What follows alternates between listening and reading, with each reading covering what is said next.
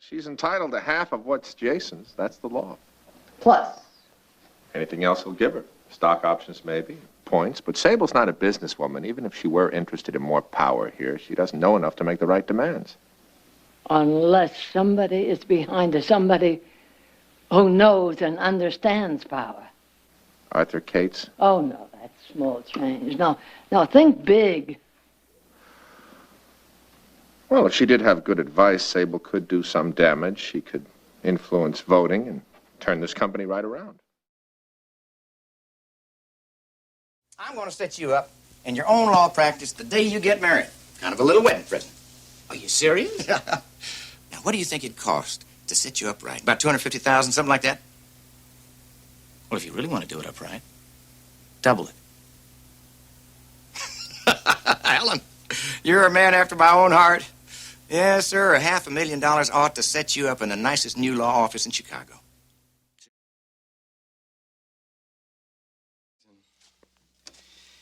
Why are you lying to this court? I'm not lying. Are you saying these things, these vile untruths, simply to revenge yourself on your ex-husband? I want nothing from him, including revenge. Want nothing from him. Isn't it true that you divorced Stephen because he wasn't wealthy in his own right? Look, if you're calling me a gold digger, you've got it all. I'm asking you a question. I want an answer. Yes or no? Why don't you let me look into this for you? Well, excuse me. Doesn't that present a conflict of interest for you? I mean, after all, you are the boss's daughter. That's not an issue for me. The Colby name is. I happen to be very proud of it. Dominique, I'm going to clear up this matter for you, whether you believe me or not. I believe you.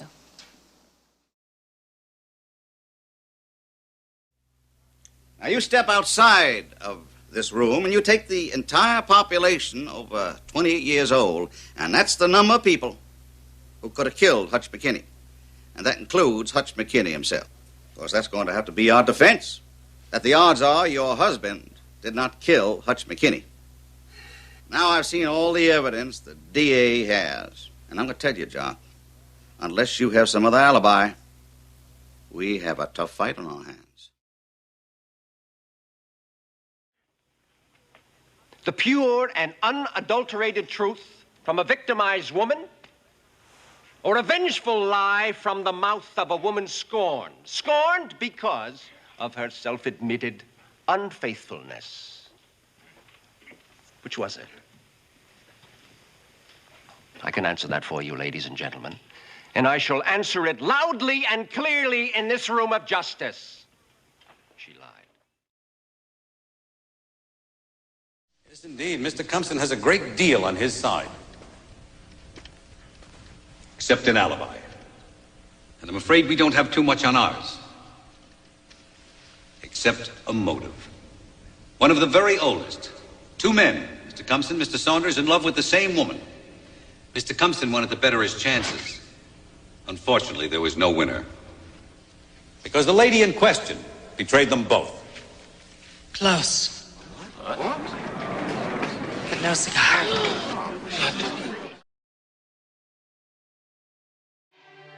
I know that when you've finished your defense, that jury is going to realize that I am not guilty.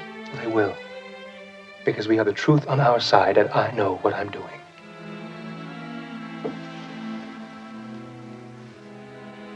But I know you, Mother. I'm serving notice right now that I intend to conduct your defense my way.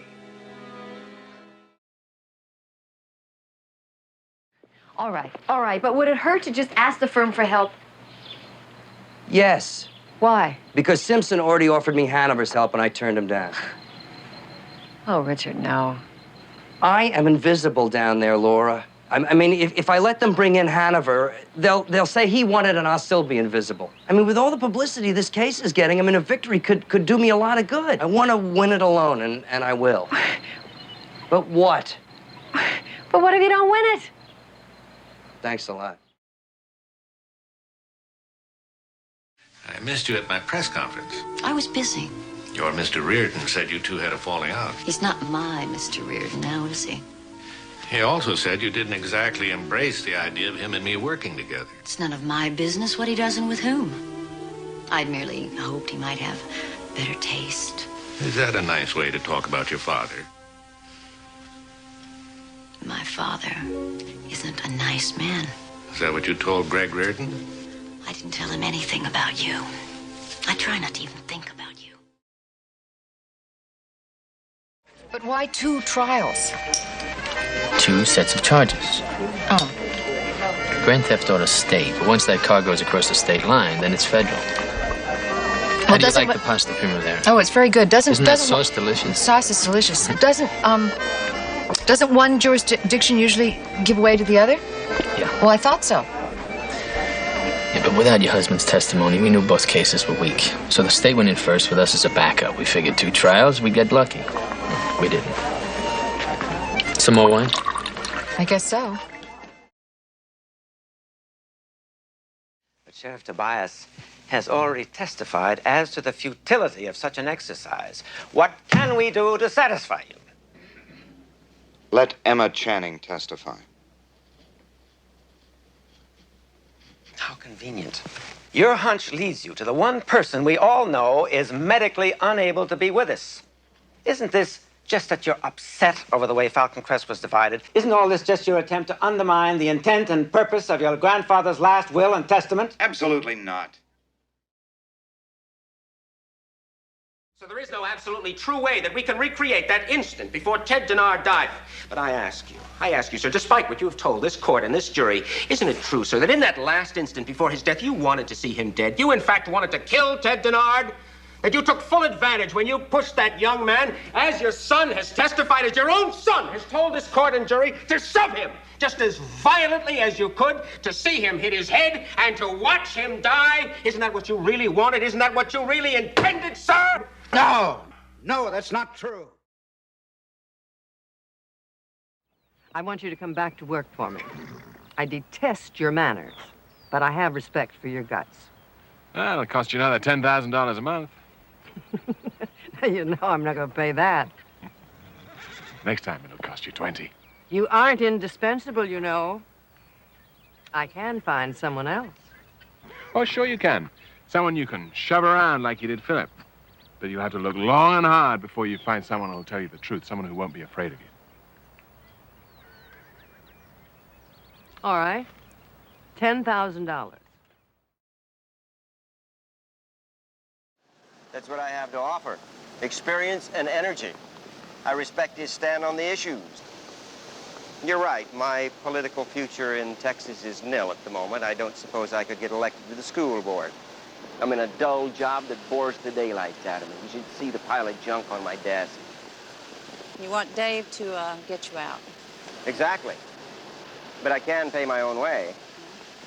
I have a strong political base, which complements his. I can get him votes that he otherwise couldn't come near. I can make him governor when the time comes. If I can't be the first man, I don't mind being the second. Of course, you'd have to tell the media the whole story right from the beginning, wouldn't you? Yes, I would. Is this a threat? Facts, ma'am, pure and simple. You couldn't care less about building a resort. You just want to ruin Angela Channing, and you want somebody else to foot the bill. That's going to sit real well with all those investors out there. There are excerpts of these. Well, they may even find their way into the newspapers. The newspapers? Ewing is a name that sells newspapers. You'll be questioned. Your private life will be probed. And from what you say, your sons won't make it easy for you. Now, a biological father has 2 years after the birth to pursue his rights. You're past that. I didn't know it at the time. It doesn't matter. The law is there to protect the kids. Are you going to help me with this or what? Yes, I'm going to draft this letter with so much legal mumbo-jumbo that maybe we can bluff Val into signing it. And if we can't? Then you don't have any legal right to see those kids. Now, that's hearsay, Mrs. Channing, not an explanation.